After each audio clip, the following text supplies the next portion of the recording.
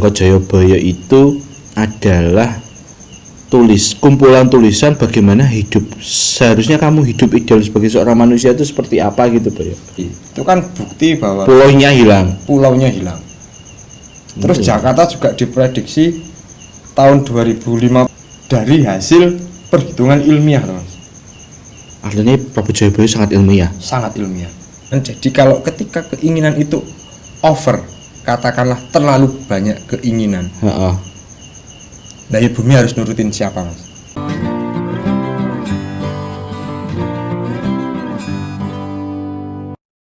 Kita sebagai orang Jawa dan sebagai orang Nusantara dihadapkan pada satu hal yang menarik yang disebut biasanya mitologi.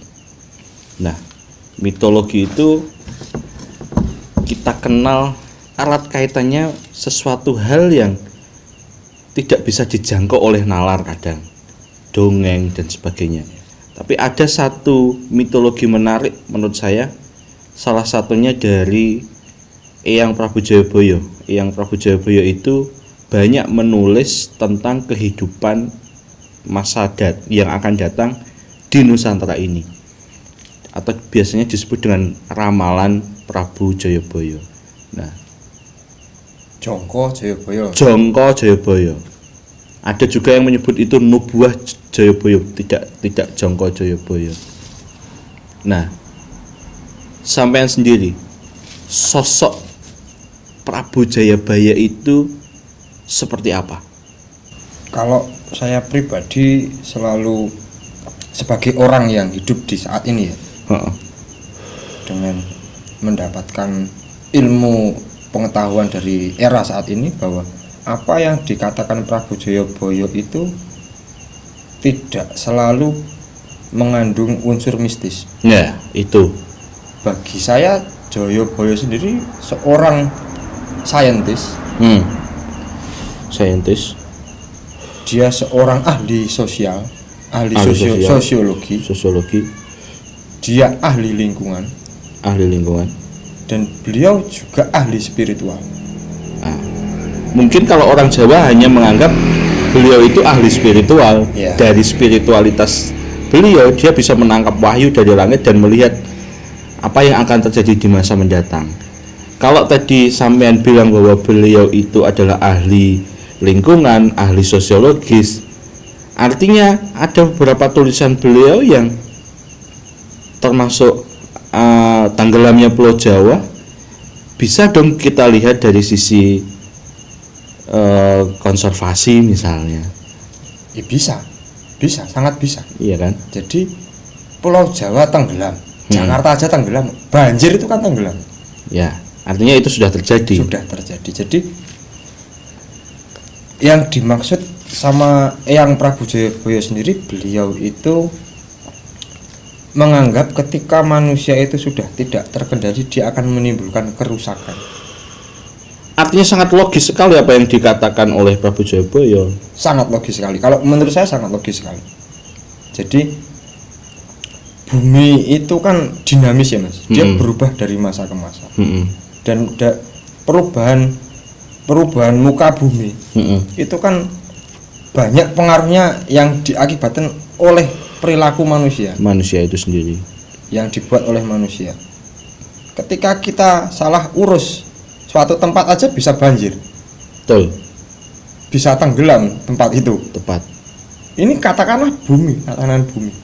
Kalau bumi ini salah urus pun bukan tidak mungkin ada tempat yang nantinya juga sama kayak Jakarta, tapi ini kita ngomongnya pulau.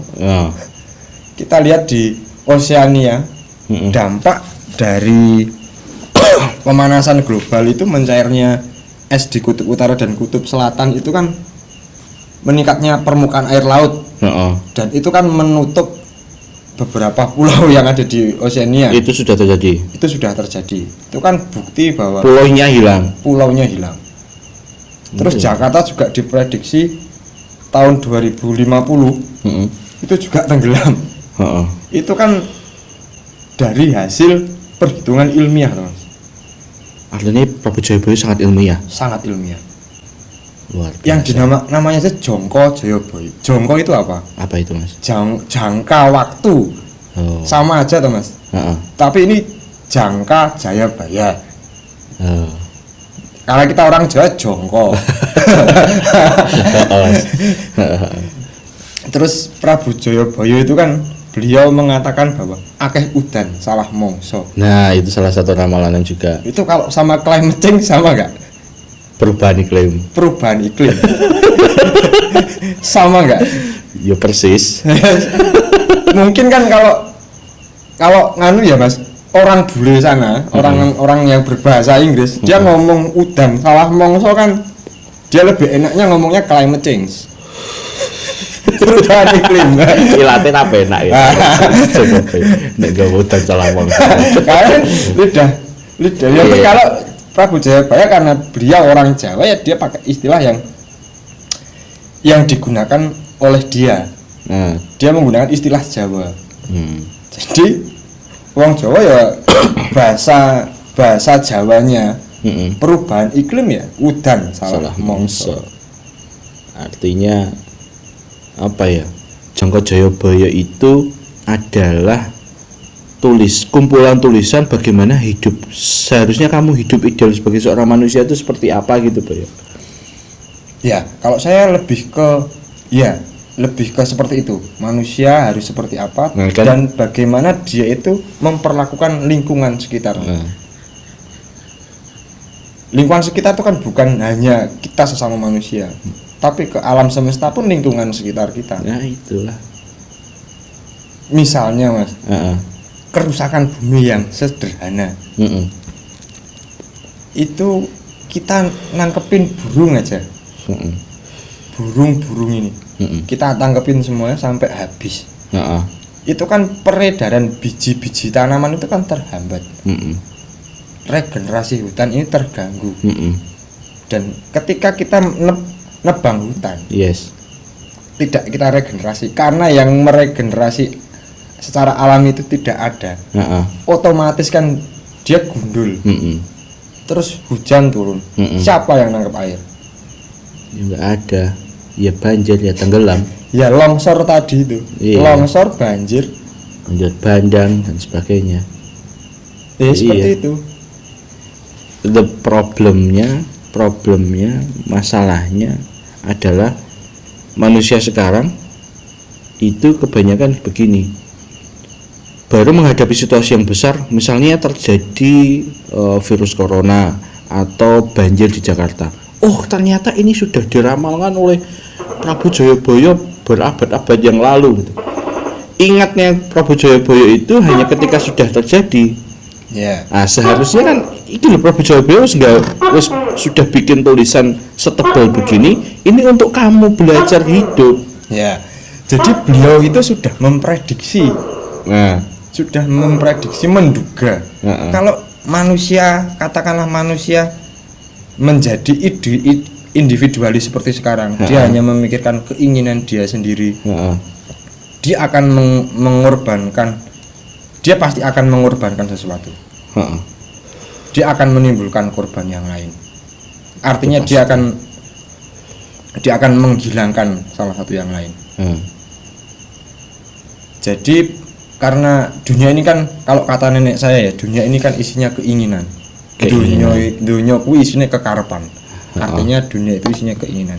Yang mana dunia itu tidak mungkin memenuhi seluruh keinginan manusia. Dunia ini kan penuh dengan keinginan. Tumbuhan aja ingin hidup kok. Iya. Tumbuhan aja ingin hidup kok. Dunia sudah dipenuhi oleh keinginan. Jadi kalau ketika keinginan itu over, katakanlah terlalu banyak keinginan. Nah, bumi harus nurutin siapa, Mas? Nurutin yang mana? Tinggal akhirnya kan berebut, Mas. Berebut untuk mencapai keinginan. Sedangkan dunia tidak bisa untuk menuruti semua keinginannya. Yang ada di isinya. Yang ada di isinya maksudnya. Keinginan yang ada di isinya itu. Artinya kan ada makhluk yang dia harus menghilangkan makhluk lainnya untuk mencapai keinginan. Untuk makan itu harus makan orang lain dulu. Harus mateni, harus bunuh orang lain dulu. mungkin kalau kita di era sebelum saat ini mungkin iya, tapi kalau saat ini kan karena kita lihat kita seperti yang kita alami sekarang ya, manusia itu tidak frontal membunuh langsung, tapi dia secara tidak langsung membunuh yang lain. Wah, itu lebih mengerikan. Katakanlah dengan perkembangan zaman yang seperti ini, banyak penambangan dengan menggunakan alat-alat berat. Itu kan membunuh yang kecil. Itu kan artinya kan dia mengorbankan yang lain. Iya. Untuk memenuhi keinginannya ini. Iya. Oke, terakhir, menurut sampean, Prabu Jayabaya sudah menuliskan banyak hal tentang kehidupan di dunia ini. Menurut sampean, kita sebagai manusia di generasi sekarang harus seperti apa? Yang lebih ditekankan oleh Prabu Jayabaya itu sendiri adalah ketika kita dikuasai oleh keinginan, ego kita sendiri. Iya. Kita mencari benarnya sendiri. Benar itu kan ada benar menurut kita sendiri, ada benar menurut orang banyak. Beliau hanya ingin kita ini baik terhadap sesama. Sesama itu kan bukan berarti sesama manusia, tapi ke seluruh alam semesta. Bahwa apa yang beliau lihat itu adalah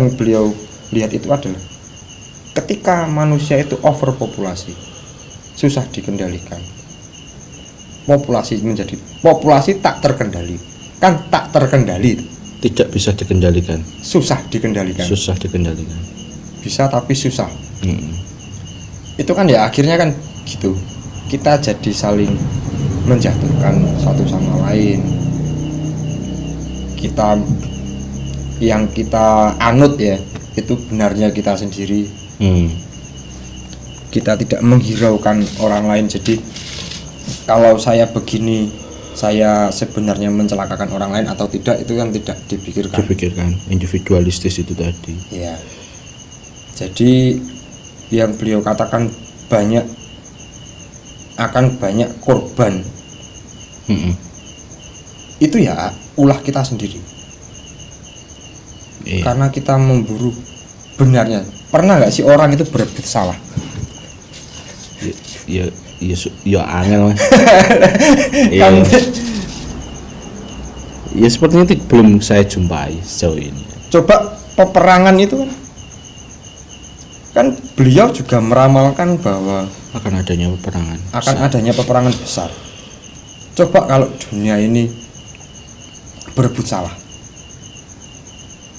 tidak berebut kebenaran, kita berebut salah. Wis aku yang salah, saya aja yang salah. Wis sasah terus kayak kan gitu kan. Yus aku salah, jenengan juga ngaku salah. Iya, saya salah gitu. Iya kan. Akhirnya kan saling memaafkan, tidak bertikai.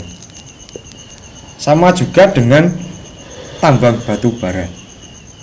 Tambang batu bara di satu sisi menghidupi seluruh banyak orang yang bergantung dari perekonomiannya bergantung dari batu bara. Tapi di satu sisi dia membunuh alam disakiti kan.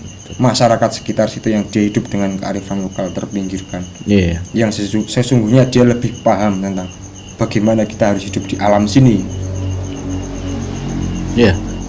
Artinya kita melihat ramalan dari Prabu Jayabaya itu tidak selalu harus dilihat dari sudut mistisisme kan gitu, tapi dilihat dari sains, dilihat dari sosial, dari lingkungan, itu sangat masuk. Kesimpulannya beginilah, Prabu Jayabaya sudah menuliskan banyak ilmu sebagai landasan kita untuk menata hidup, menjalani hidup. Agak susah sepertinya memang untuk menolak akan terjadinya dalam tanda petik kehancuran itu sendiri, tapi setidaknya bagi yang punya kesadaran, manusia yang berkesadaran, setidaknya bisa meminimalisir apa yang sudah dikatakan oleh Prabu Jayabaya.